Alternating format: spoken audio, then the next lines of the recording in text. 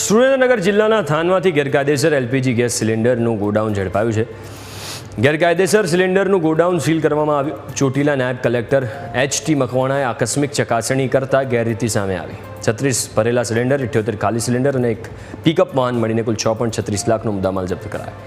વગડિયા ચોકડી પાસે આવેલ ગેરકાયદેસર એલપીજી ગેસ સિલિન્ડરનું ગોડાઉન ઝડપાયું। અધિકારીની ટીમ દ્વારા ગોડાઉન અને સ્ટોક વાહન કરતું પિકઅપ વાહનને પણ સીલ કરીને કાર્યવાહી કરવામાં આવી હતી।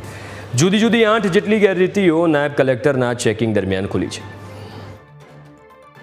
ભરેલા ગેસ સિલિન્ડર 36, ખાલી ગેસના બોટલ 78 એમ મળી તેમજ પિકઅપ વાન એમ મળી કુલ 6,63,822 રૂપિયાનો જથ્થો જપ્ત સીઝ કરી અને સાથે સાથે ગોડાઉનને સીલ મારી અને આગળની કાયદેસરની કાર્યવાહી ધ્રુવીન વિરેન્દ્રભાઈ વોરા રહે થાનગઢ નાઓની સામે કરવામાં આવેલ છે।